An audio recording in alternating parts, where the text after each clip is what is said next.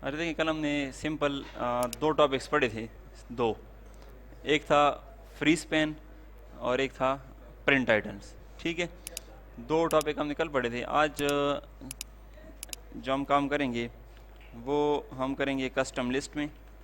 Custom list में आपको मैंने नहीं बताई थी कि यहाँ पे ऑफिस बटन में चले जाओ, ये वाला ना तो मख के ताला ना दे दौला तली ताला क्लास ना दे, ये बताया था। ये तो हुआ था ना कस्टम लिस्ट, ठीक है ना। कस्टम लिस्ट हम कर चुके थे। और चलो एक और कस्टम लिस्ट है वो भी बता देता हूँ। कस्टम लिस्ट हो गया। आज जो हम काम करेंगे कॉलम एंड रो सेटिंग में कर लेंगे। श्रिंक टू फिट तो मैंने नहीं करवाया ना, श्रिंक टू फिट कर लेंगे। और ना, और इसके अलावा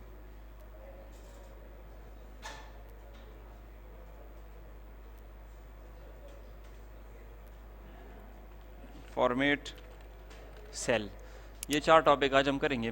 देखें, कस्टम लिस्ट एक तो मैं आपको बता चुका हूँ। दवा सलीमान, ये दरवाज़ा बंद करो, ये दरवाज़ा बंद करो। एक तो मैं आपको बता चुका हूँ कि ऑफिस बटन में जाके हम एक्सेल ऑप्शन में जा सकते हैं और फिर किस में जा सकते हैं, कस्टम लिस्ट में आ जाएंगे। यहाँ पे न्यू पे क्लिक करके यहाँ पे जो आप लिखोगे, यानी कि जिस तरह मैंने माउस कॉमा एलईडी कॉमा ये लिखा हुआ है, तो जब वहाँ पे ओके करेंगे, मिसाल के तौर पर देखिए यहाँ पे जब हम माउस को लिख लेते हैं, माउस या जो भी आपको याद हो, और इसको जब हम सेलेक्ट करके नीचे लाते हैं तो ये लिस्ट आपके पास खुद ही आ जाती है। ठीक है, तो हमने किया था।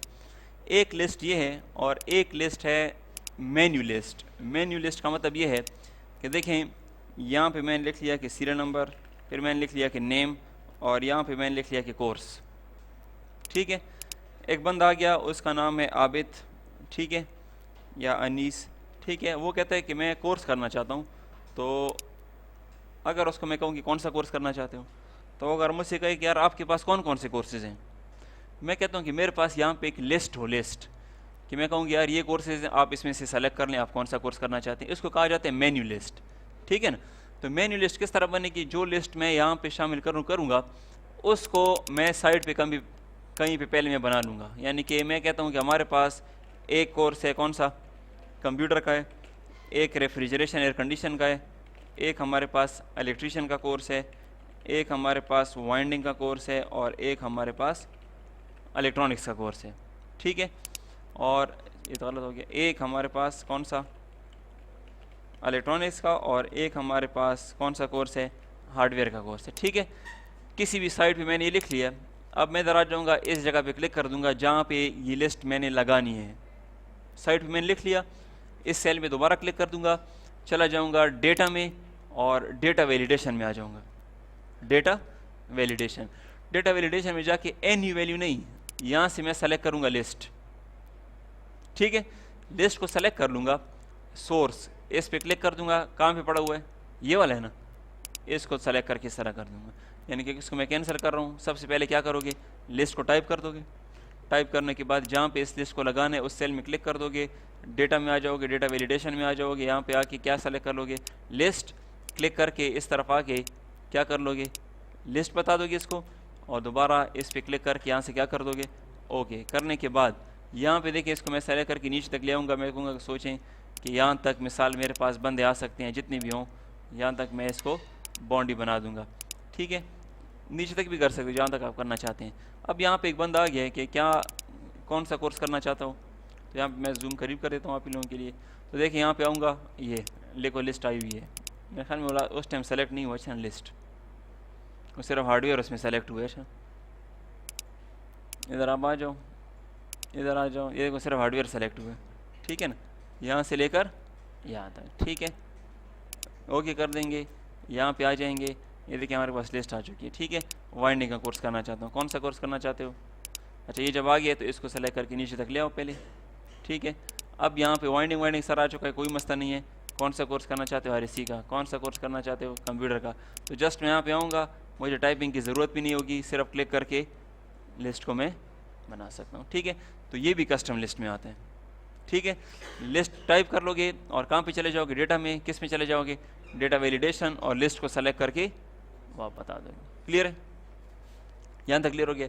इसके बाद जो दूसरा टॉपिक है वो बहुत आसान है लेकिन इंपॉर्टेंट भी है, रो एंड कॉलम की सेटिंग। देखें मिसाल मैंने एक शीट बना ली है, इतने एरिया पे मैंने एक शीट बना ली है, चलो ठीक है, ये मैंने एक शीट बना ली है। अब मुझसे ये कहा जाए कि यार ये जो कॉलम्स है ना, कॉलम्स सोचें कि इस तरह है, चलो आपके लिए आसानी हो जाएगी। यहाँ मैंने जनवरी लिखा हुआ है और जनवरी, फरवरी, मार्च, अप्रैल, ये मैं कहाँ तक आ गया हूँ, अक्टूबर तक मैंने महीने लिखे हुए हैं। ठीक है, अब मुझसे कहा जाए कि यार कोशिश करो कि ये सारे छोटे हो जाएं। एक तरीका तो ये कि मैं माउस के साथ इसको इस तरह छोटा करूँ, एक कर सकता हूँ, एक तरीका तो ये है, या कंट्रोल Z में कर रहा हूँ। दूसरा तरीका ये कि डबल क्लिक करूँ, 1 2 3 इस तरह मैं डबल क्लिक करता जाऊँ और इसको छोटा करता जाऊँ। लेकिन मतलब है कि 9 या 10 बार मुझे डबल क्लिक करना पड़ेगा क्योंकि 10-11 महीने, चलो अक्टूबर के बाद आपके पास नवंबर और दिसंबर 12, तो लाजमी बात है अब आपको 12 बार डबल क्लिक करना पड़ेगा और आपको इसको छोटा करना पड़ेगा। मैं कहता हूँ कोई ऐसी कमांड हो कि सारे एक जैसे छोटे हो जाएं या सारे एक जैसे बड़े हो जाएं।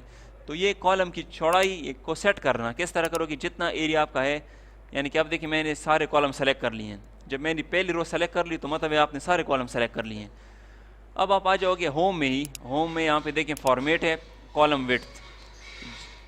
जैसे ही कॉलम विड्थ पे मैं क्लिक करूँगा, याद रखें कि देखें अगर मैं कंट्रोल Z करता हूँ ना, ये याद रखें कि ये आपका नॉर्मल जो है ना, नॉर्मल, चलो ये तो अभी मैं उस तरह नहीं कर सकता, नॉर्मल आप देख लें ये 8.43 है, ऊपर देख रहे हो विड्थ 8.43, छोटी सी यहाँ पे नज़र आ गई है।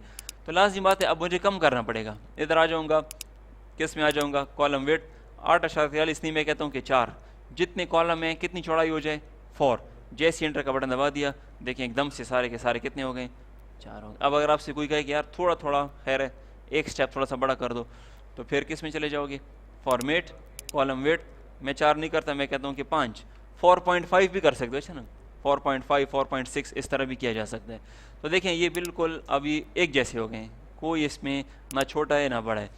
ये कॉलम की चौड़ाई है। अब अगर इसका मैं प्रिंट प्रीव्यू करता हूँ तो देखो ये पेज में इतने एरिया में है। ये अगर आपसे कहा जाए कि यार पेज नीचे काफ़ी बड़ा पेज पड़ा हुआ है, आप इस तरह करेंगे, थोड़ा सा इसको लंबा कर दें, ठीक है ना, तो ये होगा रो की हाइट। देखें रो की हाइट इस तरह, ये इस तरह मैं कर सकता हूँ ना, एक को इस तरह बड़ा करता जाऊँ और इसको नीचे करता जाऊँ। लेकिन ये देखें इसको मैंने कितना किए 21, ये कितना है 24, ये कितना है 24 75, तो एक जैसा होगा, एक दूसरे जैसा होगा। अब मैं पहली लाइन सेलेक्ट कर लूँगा तो मतलब है कि मैंने सारे कॉलम सारी रो सेलेक्ट कर ली हैं, देख रहे हो। जब मैं पहला कॉलम सेलेक्ट करता हूँ तो मतलब है कि आपने सारी रो सेलेक्ट कर ली हैं। जब पहली रो सेलेक्ट करते हो तो मतलब है आपने सारे कॉलम सेलेक्ट किए हैं, ठीक है। अब आप आ जाओगे फॉर्मेट में, रो हाइट।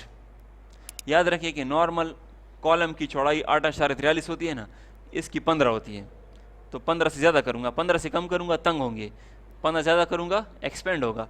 अब मैं कहता हूँ कि 25, जैसे ही मैंने 25 किया, देखें सारे के सारे एक जैसे क्या हो गए, एक्सपेंड हो गए। प्रिंट प्रीव्यू कर लो, देखो हो सकता है। और कोई आपसे कहे कि और भी बड़ा करो, हमने इसके अंदर लिखाई ज़्यादा करनी है, और ये देखिए यहाँ तक मेरे पास, ये जो जहाँ तक लाइन लगी हुई है ना, ये यहाँ तक मेरे पास जगह है। तो देखें मैं अगर जूम कम करता हूँ सिर्फ समझाने के लिए, तो मैं इसको सेलेक्ट कर सकता हूँ। पहले इधर आ जाऊँगा, हमने कितना किया था 5, तो मैं करता हूँ 7, तो देखें ये अब लाइन से बाहर निकल गया। तो लाज़मी बात है 7 नहीं, कितना 6, तो देखें एक पेज के अंदर अभी भी सेट नहीं हुआ 6.4 या 5, तो देखें ये बिल्कुल एक पेज के अंदर सेट हो गया है। अब अगर आपसे कहे कि इसको भी लंबाई ज़्यादा कर, तो सेलेक्ट कर लेंगे, यहाँ पे आ जाएंगे, रो हाइट 25 नहीं, मैं कहता हूँ कि 35, तो देखें कितना हो गया। नीचे अभी भी आपके पास जगह है, अगर आप जूम कम करते हैं, इधर से आ जाए मेरे, देखो आपके पास अभी भी इतनी काफ़ी जगह पड़ी हुई है। आप मज़ीद भी इसको एक्सपेंड कर सकते हैं, बड़ा कर सकते हैं। तो देखें ये आप पेज इस तरह हो गया, अभी देखें कितना अच्छा लग रहा है, ठीक है ना। तो इस तरह कॉलम की चौड़ाई को और कॉलम की लंबाई, रो की लंबाई को आप ज़्यादा या कम कर सकते हैं। क्लियर, ठीक है। ये दूसरी टॉपिक हो गया। तीसरा टॉपिक जो है ना वो है श्रिंक टू फिट। अब सोचें कि हमने इस तरह की एक शीट बनाई है, सीरियल नंबर, नेम, कोर्स। अब अगर मैं आपसे कहता हूँ कि कॉलम की चौड़ाई इससे ज़्यादा नहीं करनी, बस इसमें लंबा नाम भी फिट होना चाहिए, छोटा नाम तो ऐसे भी ऑटोमेटिकली आएगा, लेकिन अगर लंबा नाम है वो भी इसके अंदर फिट होना चाहिए। मिसाल के तौर पर देखिए, अब मैं यहाँ पे लिखता हूँ ना कि जमील अहमद ख़ान। तो अगर आप नोट करें ख़ान जो है ना ये कहाँ पे निकल गया है, ये आपका इसको टच कर रहा है और ये छुप गया है। मैं कहता हूँ कि अगर लंबा नाम हो तो वो ऑटोमेटिकली फिट हो जाए और इस कॉलम के अंदर नज़र आना चाहिए। दो तरीके हैं। एक तरीका तो ये है कि अगर आपने कॉलम की चौड़ाई इतनी रखी हुई है और आपसे कहा जाए इसके अंदर फिट करो, तो एक तरीका तो ये हो सकता है ना कि जितनी आपकी लिखाई है उसका साइज़ कम कर दो। पहला तरीका तो ये हो सकता है, ठीक है 11 साइज़ पे काम ना करो, 8 पे कर लो, 8 पे नहीं हो रहा 9 पे कर लो, देखें 9 पे फिट हो गया, 9 पे नहीं 8 पे कर लो, देखो बिल्कुल फिट हो गया। एक तरीका तो ये है। दूसरा तरीका ये है कि अगर आपसे कहा जाए कि नहीं साइज़ भी 11 रखना है और अगर जो नाम बड़ा हो खैर है वो फिट छोटा नज़र आए, बाकियों का साइज़ कम नहीं होना चाहिए, तो ये होगा किसके ज़रिए, श्रिंक टू फिट के ज़रिए। ठीक है, देखो ये तो इसके अंदर कॉलम फिट है लेकिन यहाँ पे नाम लंबे हो सकते हैं, तो इसको मैं सेलेक्ट कर लूँगा यहाँ से यहाँ तक। नंबर में भी जा सकते हो, अलाइनमेंट में भी जा सकते हो, मर्ज़ी आपकी है। किसी के ऊपर राइट क्लिक करके फॉर्मेट सेल में भी जा सकते हो, मर्ज़ी है। 3 तरीके हैं, या तो राइट क्लिक करके फॉर्मेट सेल, या किधर अलाइनमेंट, या फिर नंबर, मर्ज़ी आपकी है। मैं अलाइनमेंट में आ जाता हूँ। अलाइनमेंट में जाने के बाद यहाँ पे देखें श्रिंक टू फिट, ये देख रहे हो श्रिंक टू फिट। जैसे ही श्रिंक टू फिट में मैं क्लिक करूँगा और यहाँ से क्या कर दूँगा, ओके कर दूँगा, देखें ना जमील अहमद ख़ान इसके अंदर फिट हो गया। लंबा नाम था लेकिन ऑटोमेटिकली सेट हो गया इसके अंदर। इस तरह देखिए अब मैं तीसरा नाम लिखता हूँ कि मोहम्मद नासिर। तो मोहम्मद नासिर इतना लंबा नाम ही है लेकिन कॉलम की चौड़ाई हमने बहुत छोटी रखी हुई है, तो देखिए वो भी इसके अंदर फिट हो गया। अगर आप थोड़ा सा इसको बड़ा करते हैं तो देखिए नाम भी उसके साथ थोड़े थोड़े बड़े होते जाएंगे। ठीक है ना। अब अगर मैं कहता हूँ इसके अंदर बिल्कुल नाम फिट होते जाएँ तो बस फिर तो मसला नहीं है। देखिए ताहिर अहमद बंगश, ठीक है, देख रहे हो ऑटोमेटिकली वो इसके अंदर फिट होता है। क्लियर है, एक तरीका ये हो गया। इसके बाद श्रिंक टू फिट के बाद एक और चीज़ भी है, वो भी करा देता हूँ कि वो उसके साथ क्लियर हो जाएगा, रैप टैक्स। अगर कोई आपसे कहे कि नहीं यार ये तो कुछ बड़े हैं कुछ छोटे हैं और साइज़ भी खैर है 11 हो, तो फिर मैं इसका क्या हटा दूंगा, पहले तो श्रिंक टू फिट में इसका हटा दूंगा, इधर आ जाऊंगा श्रिंक टू फिट में हटा दूंगा। अब बात यह है कि अगर कोई आपसे कहे कि यार कॉलम की चौड़ाई भी बड़ी ना हो, साइज़ भी 11 हो, खैर है ये जो खान है ना इसी लाइन में दूसरी लाइन में आ जाए, यानी कि इसी सेल में दूसरी लाइन में आ जाए, तो फिर तो मसला हो सकता है। क्योंकि देखें अगर मैं यहाँ पे डबल क्लिक करता हूँ, डबल क्लिक, और ख़ान को एंटर का बटन दबा के दूसरी लाइन में ले आऊँ, दूसरे सेल में नहीं इसी सेल में दूसरी लाइन में, तो देखें किस तरह अगर आप यहाँ पे डबल क्लिक करते हो और एंटर का बटन दबाते हो तो कुछ भी नहीं होगा। यहाँ पे आपने आल्ट एंटर का बटन दबाना है, आल्ट एंटर का। जैसे ही मैं आल्ट एंटर का बटन दबाऊंगा देखें आपका किस में चला गया, दो उसी सेल में 2 लाइनों में आ गया। तो कॉलम की चौड़ाई भी बड़ी नहीं हुई, साइज़ भी उतना रह गया, सिर्फ और सिर्फ क्या हो गया, 2 लाइनों में चला गया। लेकिन ये तो मुश्किल है कि मैं अभी इधर भी डबल क्लिक करना पड़ेगा, मुझे इधर भी डबल क्लिक करना पड़ेगा। बाज़ औक़ात इस तरह हो सकता है कि इधर इस तरह हो कि असद ख़ान, तो असद ख़ान तो छोटा नाम है, कोई मसला नहीं है, लेकिन जो छोटे लंबे नाम होंगे मिसाल के तौर पर रियाज़ हुसैन बंगश, तो देखिए रियाज़ हुसैन बंगश, अब फिर बंगश को आपको क्या करना पड़ेगा, दूसरी लाइन में लाना पड़ेगा। ये तो बहुत मुश्किल काम है ना कि मैं हर एक पे डबल क्लिक करूं फिर आल्ट एंटर करूं, हो सकता है 200 नाम हो सकता है 300 नाम हो। तो फिर ये काम होगा किसकी मदद से, रैप टैक्स की मदद से। जितना एरिया, देखो मैं इधर जो था ना, इधर इसको मैं बैक स्पेस का बटन दबाता हूँ, बल्कि बैक स्पेस नहीं, ये रैप टैक्स हुआ है, रैप टैक्स यहाँ से हुआ है, ठीक है ना। इस पर आप क्लिक कर दें, रैप टैक्स को हटा दें, ये नॉर्मल इस तरह था। अब आप इसको सेलेक्ट कर लोगे, जितना एरिया होगा ये रैप टैक्स का बटन है, ये इधर से भी कर सकते हो, या अलाइनमेंट में जाके जहाँ से श्रिंक टू फिट है ना वहाँ पे रैप टैक्स भी है। इसी के नीचे देखिए मर्ज सेल, मर्जिंग हम ऑलरेडी कर चुके हैं तो मर्जिंग की तो मुझे ज़रूरत नहीं है। इधर से भी कर सकते हो या फिर कहाँ से कर सकते हो, ये बटन शॉर्ट है इधर से की मर्जिंग के ऊपर जो बटन है, इसको जैसे ही मैं क्लिक करूँगा देखें जो नाम लंबे थे ना वो ऑटोमेटिकली किस में चले गए, 2 लाइनों में कन्वर्ट हो चुके हैं। अब इसमें अगर मैं एक नाम लिखूँगा, देखें आसानी क्या है कि हमीद उल्ला ख़ान, अब देखें KHA, देख रहे हो जैसे टच करेगा ना ऑटोमेटिकली किस में चला जाएगा, जैसी इस लाइन को टच करेगा, इधर देख लें, वैसे ही देख लें, इधर जैसी लाइन को टच करेगा, देखिए मैं एक नाम लिखता हूँ ना के, जैसी इस लाइन को टच करेगा किस में जा रहा है, नीचे ऑटोमेटिक। तो ये रैप टैक्स है, और रैप टैक्स को हटाना चाहते हो तो फिर सेलेक्ट कर लोगे कौन सा बटन है, ये बटन दब गया हट जाएगा। फिर एक तरीका ये है कि अगर आप इसका साइज़ ये आपको क्या करना पड़ेगा, कम करना पड़ेगा, फिर आएगा, वरना वैसे नहीं आ सकता। ठीक है, रैप टेक्स्ट भी हो गया। अब आते हैं फॉर्मेट सेल की तरफ, और फॉर्मेट सेल इंपॉर्टेंट है, इसको ज़रा गौर से देख लें। चलो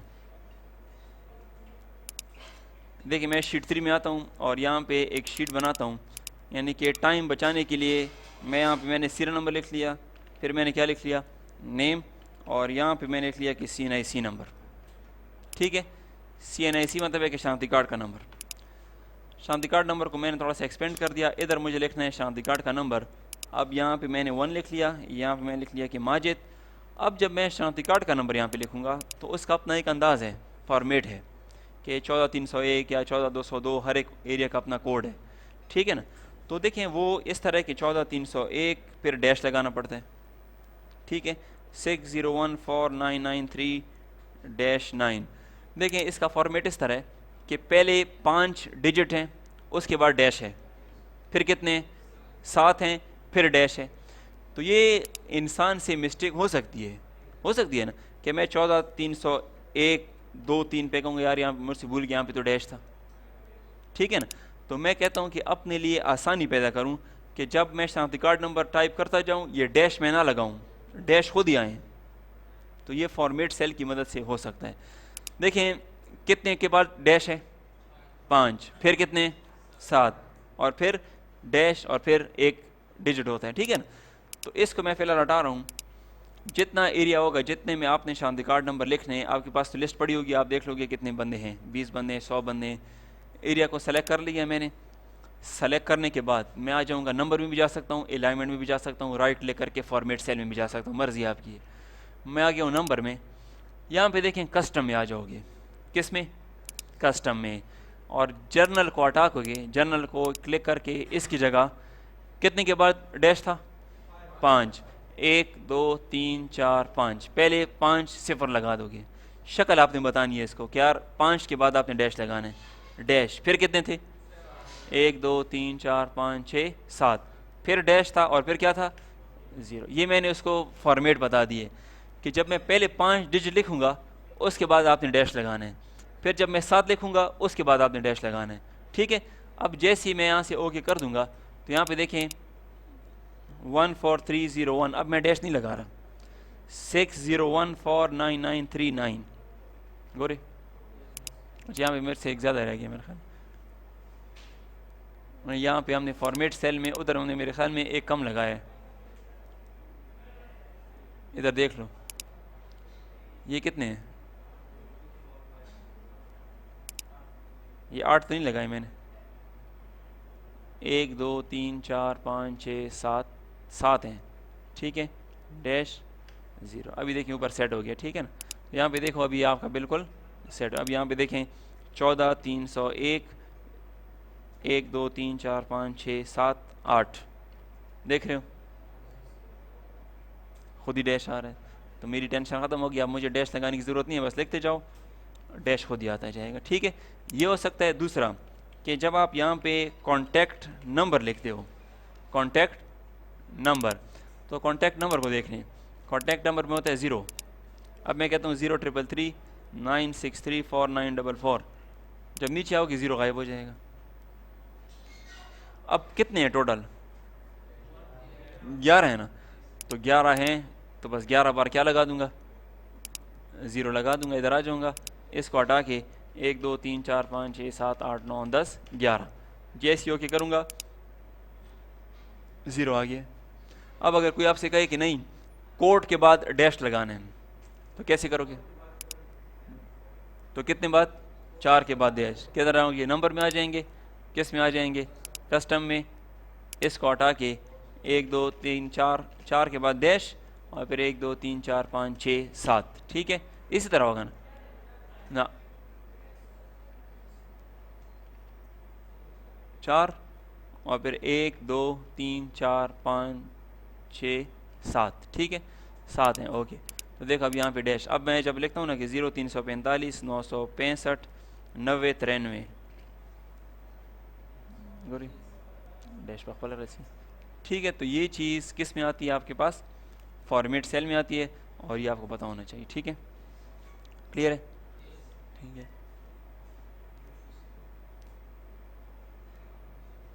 ये 6-7 ऑप्शन हम